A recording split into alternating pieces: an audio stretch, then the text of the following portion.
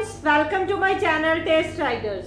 तो फ्रेंड्स, आज का जो मेरा टॉपिक है वो बहुत ही एक कॉमन टॉपिक है, दैट इज कि जिसको कि हम बोलते हैं स्ट्रॉबेरी स्किन, चिकन स्किन, और जिसका साइंटिफिक नेम है केराटोसिस पिलारिस। तो ये जो स्किन कंडीशन है, इसमें क्या होता है, आप यहाँ पर इमेजेस देख सकते हो कि बम्पी सी स्किन हो जाती है, ड्राई बम्पी स्किन हो जाती है। और वो क्यों होती है, उसके कॉजेस क्या हैं? अगर साइंटिफिकली अगर देखा है, प्रूवन कॉज कोई भी नहीं है कि किस वजह से ये होती है, अभी तक ऐसा कोई वजह नहीं पता लगी है। बट माना जाता है कि ये इन वजह से हो सकती है। वो वजह कौन सी है, पहले हम वो डिस्कस करेंगे, फिर मैं आपको बताऊंगी कि इसको हम किस तरह से ये अपनी जो मेडिकल कंडीशन जो ये हो गई है आपकी, इसको हम जो है प्रिवेंट किस तरह से कर सकते हैं, बढ़ने से किस तरह से इसको हम रोक सकते हैं। तो पहले तो जान लेते हैं कि इसके कारण क्या होते हैं। इसके कारण होते हैं, अगर आप अपनी बॉडी को, अपनी होल बॉडी को, अगर आप उसकी सफाई अच्छी से नहीं रखते हैं। सफाई मीन्स कि बॉडी में पूरे होल बॉडी को स्क्रब करना बहुत जरूरी होता है। जहां जहां आपके हेयर फॉलिकल्स, जो हेयर्स होते हैं हमारी बॉडी के ऊपर, तो उनमें उनके ऊपर फिर वो डेड स्किन जो है वो बढ़ती रहती है, वहां पे जो ऑयल है वो सिक्रीशन होती रहती है। तो उन सब चीजों को बैक्टीरिया जो है ग्रोथ करते हैं, तो उन सब चीजों को स्किन को हमने अपना एक एक्सफोलिएट करना होता है और मॉइस्चराइज करना होता है और उसको क्लीन करना होता है। तो ये सब चीजें जरूरी हैं। जो लोग ये नहीं करते उनको भी ये प्रॉब्लम, जो चिकन स्किन की प्रॉब्लम है, वो आती है, जिसको कि हम शॉर्ट में केपी कह लेंगे।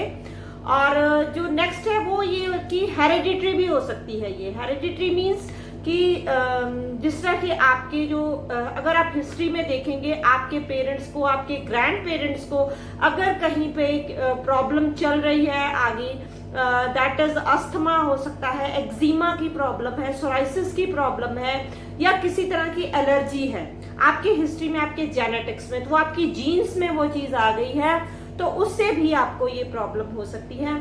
जो विमेन्स हैं, लेडीज हैं, उनमें कई बार होता है कि वेट गेन, चाहे वो लेडीज है चाहे वो मेन है, तो उनमें वेट गेन जब ज्यादा हो जाता है तो उसकी वजह से भी ये प्रॉब्लम आती है, केपी की प्रॉब्लम हो जाती है। और प्रेगनेंसी में हो जाती है। प्रेगनेंसी में क्योंकि आपके जो हार्मोन्स हैं वो बहुत ही गड़बड़ा जाते हैं उस समय, तो प्रेगनेंसी के दौरान भी ये हो जाती है। कई लोगों को प्रेगनेंसी में नहीं, बट वैसे ही हार्मोन इम्बैलेंस है, जिस तरह से कि लोगों को थायराइड की प्रॉब्लम है, तो उनमें भी ये चीज बहुत ज्यादा देखी गई है। क्यों? क्योंकि उनका मेटाबॉलिज्म जो है वो वीक हो जाता है। तो मेटाबॉलिज्म जो वीक हो जाता है, उसकी वजह से भी जो है आपकी स्किन जो है, आपके अंदर जो ऑर्गन्स है वो अच्छी से काम नहीं करते हैं। जो एक फ्री रेडिकल्स, टॉक्सिन्स होते हैं बॉडी में, वो इकट्ठा होने शुरू हो जाते हैं, जिससे ये प्रॉब्लम आती है। तो ये दिखने में किस तरह से होते हैं? दिखने में आपको जो ये इसके बम्पी सी स्किन होगी, जिसकी इमेजेस आप देख सकते हो यहाँ पे। होता क्या है, जब आपकी जो स्किन है, आपके जो हेयर फॉलिकल्स हैं उसके ऊपर, तो हेयर फॉलिकल्स में एक कैरेटिन जो है वो प्रोटीन होता है, हार्ड प्रोटीन होता है, जो आपको आपकी स्किन को प्रोटेक्ट करता है, आपके हेयर फॉलिकल्स को प्रोटेक्ट करता है, ताकि उनके ऊपर कुछ भी जो एनवायरमेंटल चेंजेस होते हैं उनसे उसको प्रोटेक्ट करता है और पॉल्यूशन से उसको प्रोटेक्ट करता है।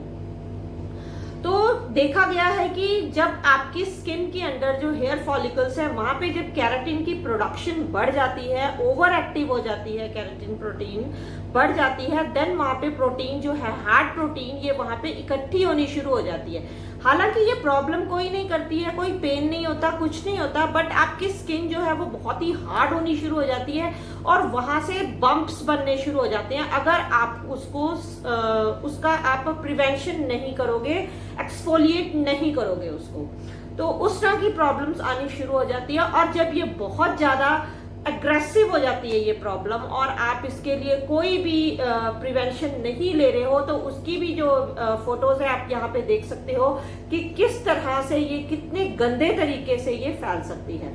तो अब आ जाते हैं कि होता क्यों है ये।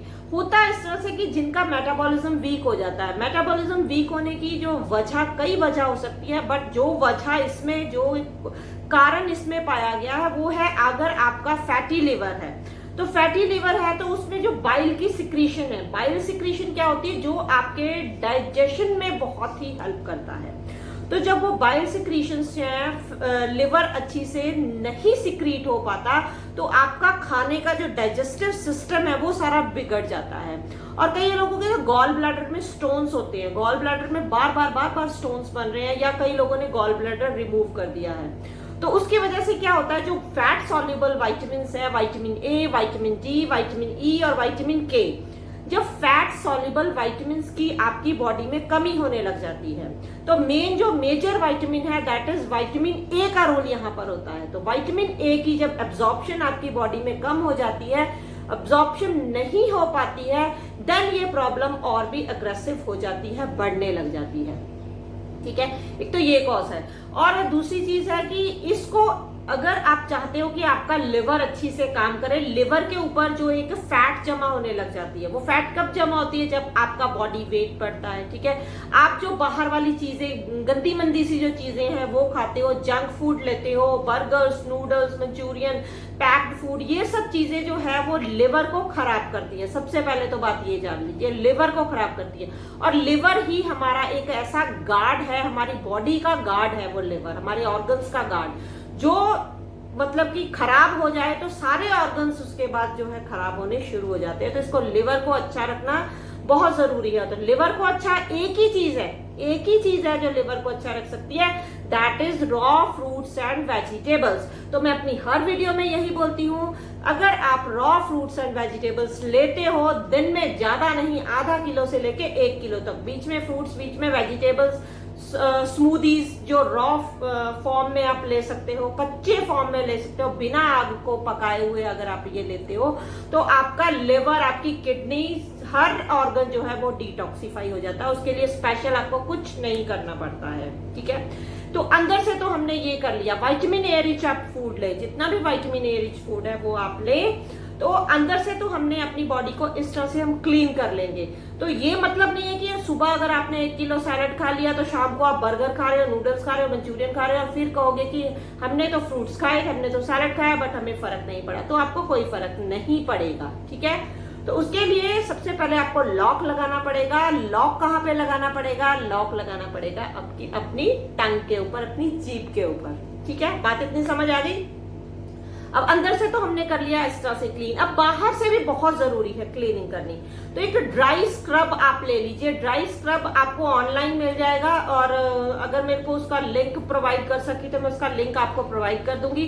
तो उससे जो है आप अपनी बॉडी को पहले ड्राई स्क्रब दीजिए। तो उससे क्या होगी, जितनी भी डेड स्किन है, तो यहाँ पर होती है ये प्रॉब्लम ज्यादा, यहाँ पर होती है, पीठ के ऊपर हो जाती है, जब ये ज्यादा बढ़ने लग जाती है तो फेस पे, यहाँ पे आपके जो हेयर्स होते हैं यहाँ पे हो जाती है, आपकी थाइस पे हो जाती है, आपके बटक्स पे हो जाती है। तो आराम से जहां आपका हाथ पहुंचता है, अगर वो प्रॉब्लम है आपको, तो उस एरियाज के ऊपर आप ड्राई स्क्रब कीजिए। तो वो जितनी भी डेड स्किन है वो झड़ जाएगी। तो इसमें क्या होता है, बाल बाहर नहीं निकल पाता, जो हेयर फॉलिकल है वो बाहर नहीं निकल पाता, वो स्किन के अंदर ही दबा रह जाता है, इनग्रोन, क्योंकि ब्लॉक हो गया हेयर फॉलिकल, इनग्रोन, वो अंदर ही दबा रह जाता है। तो उससे क्या होता है, वहां पे और ज्यादा इन्फेक्शन बढ़ने लग जाती है। तो अगर आप अपनी स्किन को अगर हफ्ते में आप 2 बार भी अपनी स्किन को स्क्रब करते हो तो ये प्रॉब्लम से आप प्रिवेंट हो सकते हो। मैं ये नहीं कहूंगी कि ये टोटली क्योर है, क्योंकि इसमें अभी तक साइंस ने भी इसकी जो कोई मेडिसिन नहीं निकाली है।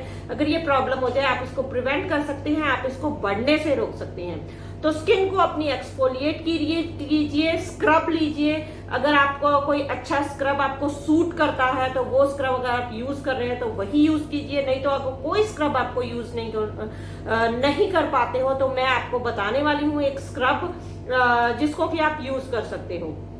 आप जो है ओट्स ले लीजिए और ओट्स में आप मिल्क डाल लीजिए, तो उससे आप स्क्रब कर सकते हैं। और उससे क्या होगा, आपकी मॉइस्चराइजर भी आपको मिलेगा और स्किन जो है अच्छी से मॉइस्चराइज भी होगी और डेड स्किन भी निकलेगी। पहले ड्राई स्क्रब किया, फिर उसके बाद आपने वो वाला स्क्रब करना है। नहीं, आप ओट्स नहीं ले सकते, आप दूध आपको सूट नहीं करता, देन आप लीजिए शुगर, चीनी लीजिए। 2 चम्मच आप चीनी के डालिए, उसमें आप लेमन डालिए। अगर आपको लेमन से कोई एलर्जी नहीं है देन आप उसमें लेमन डाल सकते हैं। लेमन डालकर उसको आप उसमें डालिए ऑलिव ऑयल। ऑलिव ऑयल बहुत अच्छा काम करता है। अगर आपके पास ऑलिव ऑयल नहीं है तो कोकोनट ऑयल भी डाल सकते हैं। कोकोनट ऑयल भी नहीं डालना है तो विटामिन ई ऑयल उसमें 1 टेबल स्पून डाल सकते हैं। बस उसकी कंसिस्टेंसी देख लीजिए, नहीं तो टीस्पून डाल लीजिए कि आप कितना बना रहे हैं उसके हिसाब से आप खुद ही देख सकते हैं। तो उससे आप एक्सफोलिएट कीजिए इस तरह से। एक्सफोलिएट करने के बाद आप उसको स्टीम दीजिए। कोई स्टीम उसको या गर्म टॉवल से इधर से लपेट लीजिए, या स्टीम बाथ अगर आप अफोर्ड कर सकते हैं तो स्टीम बाथ आप ले सकते हैं। तो उसके से जो आपके पोर्स खुल जाएंगे और हेयर फॉलिकल्स धीरे धीरे बाहर आने शुरू हो जाएंगे, तो ये प्रॉब्लम्स जो है आपकी काफी हद तक कम हो सकती है।